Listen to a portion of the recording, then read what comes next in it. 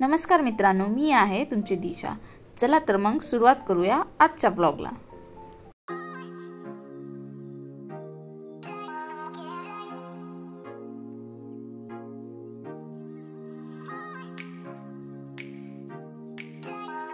आज मी माझ्या फ्रेंड्स सोबत आझाद मूवी बघायला जात आहे।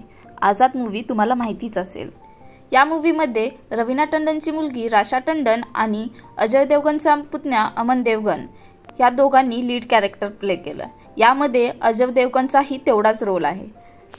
आज मी जात आहे बॉलिवूड मल्टीप्लेक्स खराडी। तर तुम्हाला ही मूवी कशी वाटली ती मला जरूर सांगा।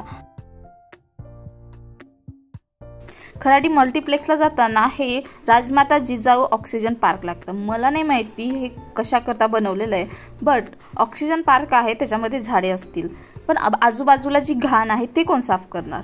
फक्त पार्क बनवलं म्हणजे सगळं काही नीट ऑक्सिजन भेटेल ह्याची तर गॅरंटी नसते ना, कारण तिथं काय आहे, घाण आहे खूप, ते पण साफ करायला पाहिजे। जेवढा मधला परिसर स्वच्छ आहे तेवढाच बाहेरचा पण असायला पाहिजे, त्यामुळेच तर आपल्याला ऑक्सिजन चांगलं भेटेल। मला जे वाटलं मी ते सांगितलं, तुम्हाला कसं वाटतं ते पण सांगा। जर साफ असेल तर थम्स करून सांगू शकता। तर आता मी आली आहे बॉलिवूड मल्टीप्लेक्सला। इथे मी थोड्याशा फोटो काढल्या आणि मी आता मध्ये जात आहे। चला तर मग आता पाहूयात मूवी। ही मूवी तुम्हाला कशी वाटली ते मला जरूर सांगा। आता मी पाहते मूवी, तुम्ही पण पहा।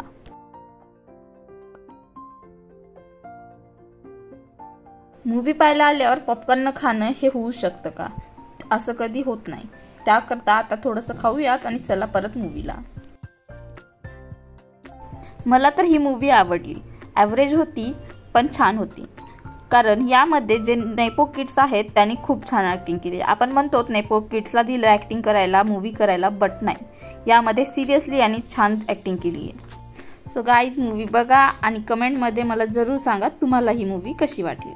जर तुम्हाला डेली व्लॉग पाहिजे असतील तर चॅनलला सबस्क्राईब करा आणि कमेंटमध्ये जरूर सांगा।